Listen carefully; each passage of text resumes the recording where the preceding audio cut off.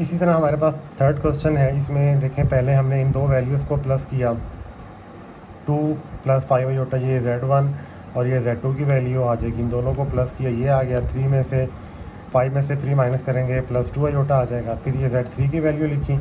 इनको हमने जब आपस में हल करना है तो ये हमारे पास है 3 में 2 प्लस करेंगे 5 और 2 में 1 प्लस करेंगे +3 आयोटा हो जाएगा। ये हमारे पास आ जाएगा left hand side.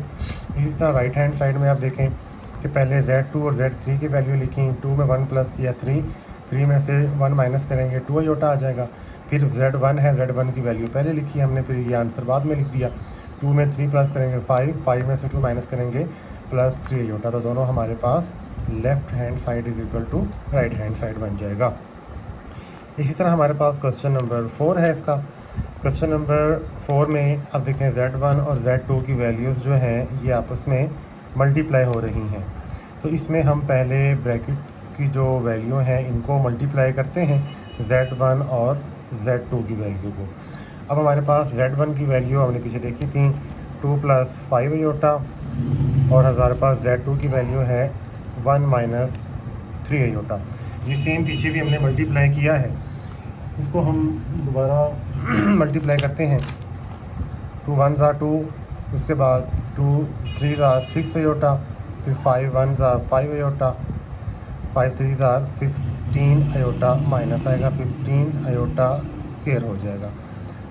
2 minus iota दोनों आपस में प्लस माइनस हो जाएंगे। अब ये आयोटा स्क्वायर, इस माइनस को डायरेक्टली तौर पे हम इसको 15 भी लिख सकते हैं। 15 में 2 प्लस करेंगे तो आ जाएगा 17 माइनस आयोटा। ये हमारे पास इस ब्रैकेट का आंसर आ गया। उसके बाद पहले ब्रैकेट का आंसर लिखना है हमने, Z1 Z2 को मल्टीप्लाई करना है हमने Z3 से। अब इसका हमारे पास आंसर आ चुका है 17 माइनस आयोटा। फिर उसके बाद हम Z3 हमारे पास की वैल्यू है 2 + आयोटा, इनको मल्टीप्लाई करेंगे। 17 को 2 से मल्टीप्लाई करेंगे 34 आ जाएगा। फिर 17 को 1 से करेंगे, आयोटा से करेंगे तो आ जाएगा 17 आयोटा। फिर करेंगे तो -2 आयोटा होगा, और ये माइनस आयोटा स्क्वायर हो जाएगा।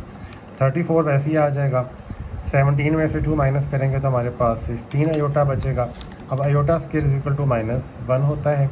34 में से 1 माइनस करेंगे तो हमारे पास बचेगा, बल्कि ये माइनस और ये माइनस मिलके प्लस हो जाएगी, क्योंकि ये वाली माइनस आयोटा स्क्वायर वाली माइनस आपस में हो जाएगी। ये 31 में करेंगे तो 35 हो जाएगा प्लस 15 आयोटा। ये हमारे पास इसका लेफ़्ट हैंड साइड का आंसर आ जाएगा। इसी तरह हम राइट हैंड साइड को करते हैं, तो साइड पे कर लेते हैं हम लोग यहीं पे।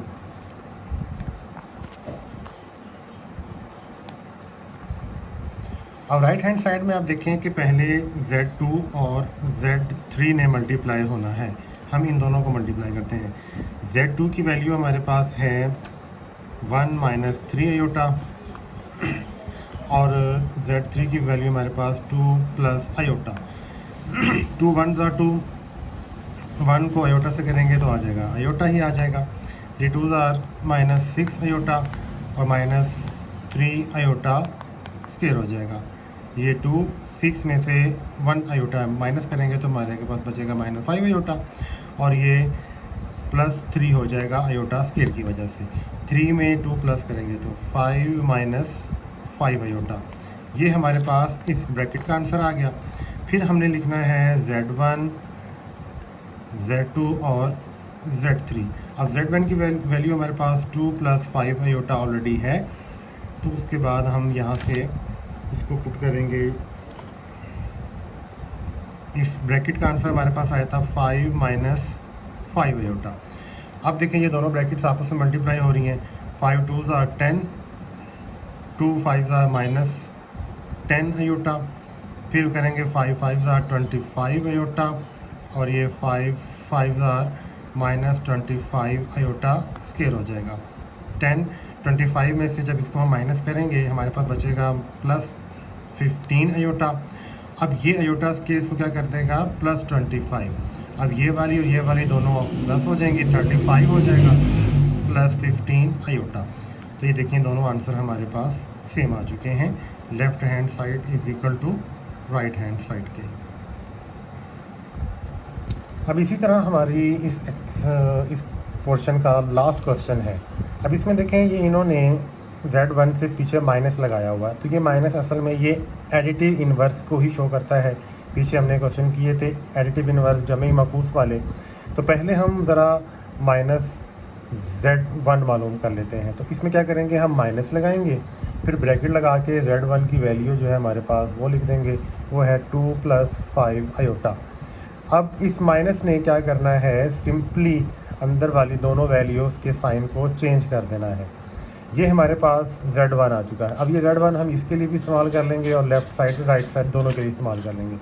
अब हम लेफ़्ट हैंड साइड मालूम करते हैं, उसमें लिखा है Z1 प्लस माइनस Z1। अब Z1 हमारे पास सिंपल वैल्यू है इसकी 2 + 5 आयोटा, और उसके बाद Z1 माइनस Z1 की वैल्यू हमारे पास क्या आई थी, -2 - 5 आयोटा। अब इसमें आप देखें 2 + 2 माइनस कैंसिल हो जाएगा, 5 + 5 माइनस कैंसिल हो जाएगा, तो इज इक्वल टू 0 आ जाएगा। इसी तरह हम जब इसका राइट हैंड साइड करेंगे तो उसमें भी हम यही लिखेंगे, पहले -z वाली वैल्यू है तो वो हमारे पास क्या है, -2 - 5 आयोटा, फिर प्लस लगा के हमारे पास Z1 की वैल्यू हमारे पास है 2 + 5 आयोटा। इसमें भी माइनस और प्लस, माइनस और प्लस कट के 0 बच जाएगा। तो देखिए इन्होंने क्वेश्चन में हमें आंसर वैसे भी दिया है कि इसका आंसर 0 आना चाहिए, तो दोनों का आंसर हमारा वैसे भी 0 आ गया।